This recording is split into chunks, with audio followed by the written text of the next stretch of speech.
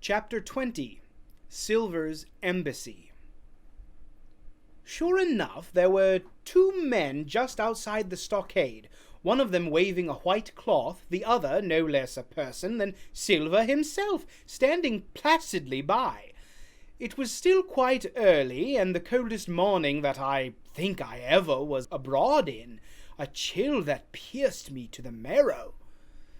The sky was bright and cloudless overhead, and the tops of the trees shone rosily in the sun, but where Silver stood with his lieutenant, all was still in a shadow, and they waded knee-deep in a low white vapour that had crawled during the night out of the morass. The chill and the vapour taken together told a poor tale of the island. It was plainly a damp, feverish, unhealthy spot. "Keep indoors, men," said the captain. 10 to 1 this is a trick." Then he hailed the buccaneer. "Who goes? Stand or we fire." "Flag of truce!" cried Silver. The captain was in the porch, keeping himself carefully out of the way of a treacherous shot, should any be intended. He turned and spoke to us. "Doctor's watch on the lookout. Dr. Livesey, take the north side, if you please. Jim the east, Grey west. The watch below, all hands to load muskets. Lively, men, and careful." And then he turned again to the mutineers. "And what do you want with your flag of truce?" he cried. This time it was the other man who replied. "Captain Silver, sir, come on board and make terms," he shouted. "Captain Silver? Don't know him.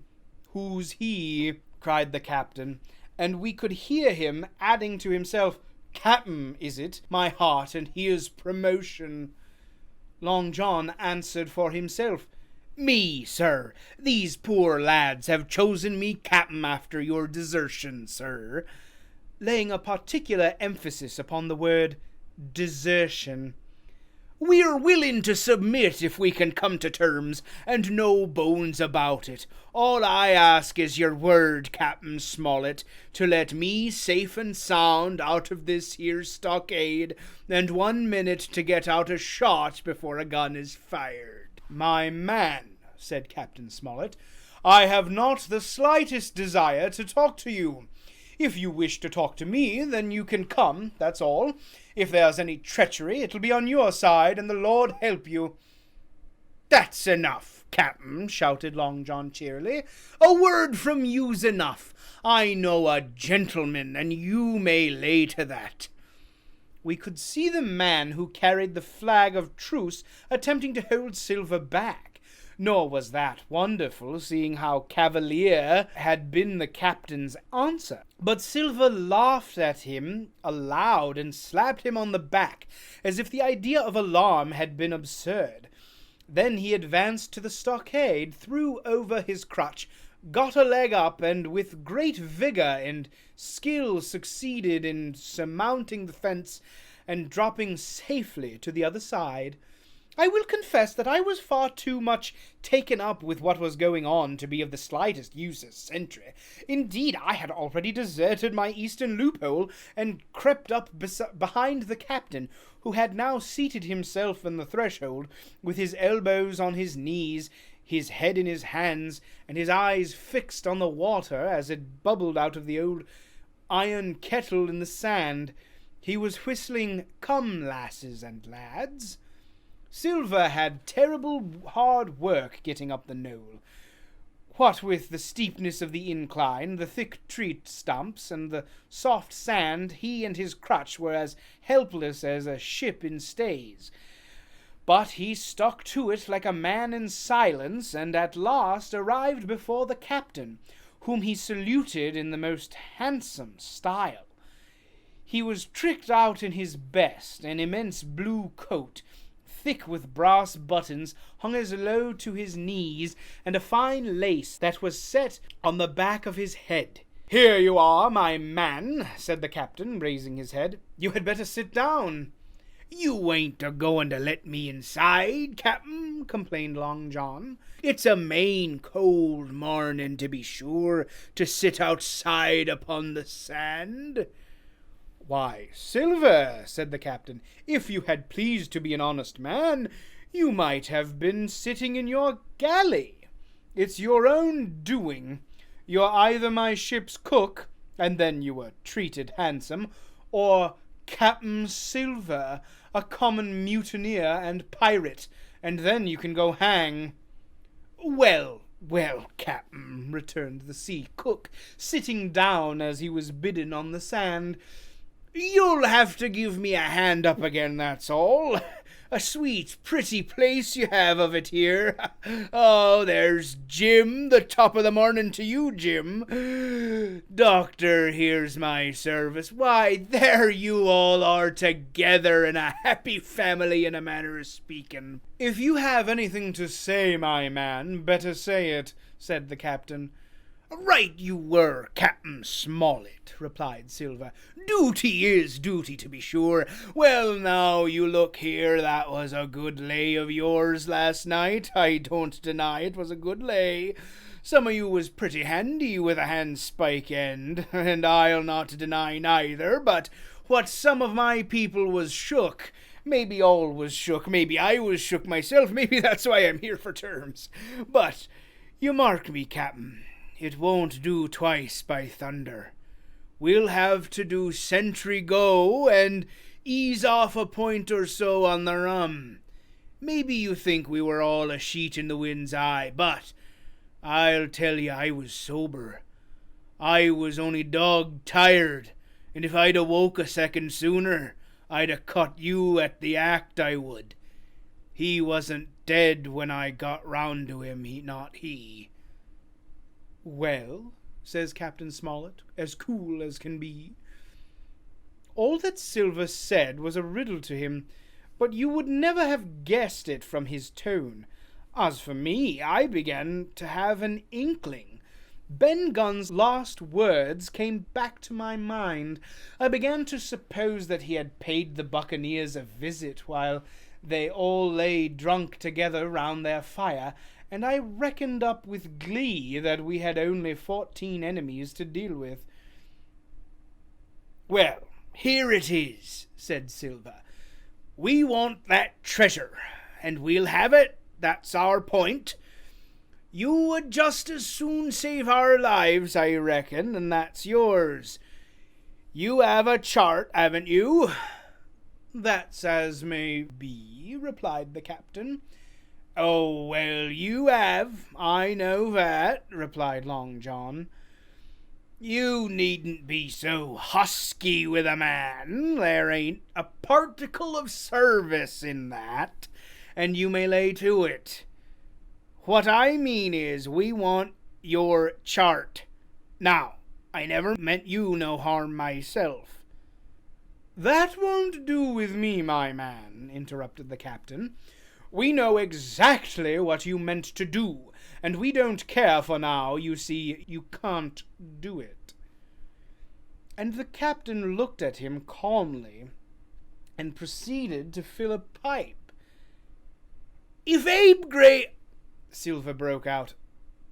"Avast there!" cried Mr. Smollet.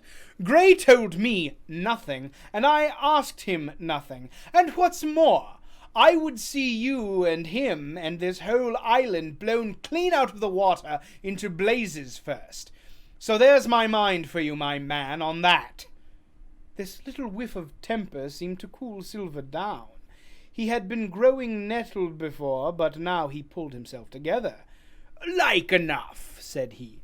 "I would set no limits to what gentlemen might consider ship-shape, or might not, as the case were. And seeing as how you are about to take a pipe, Captain, I'll make so free as do likewise."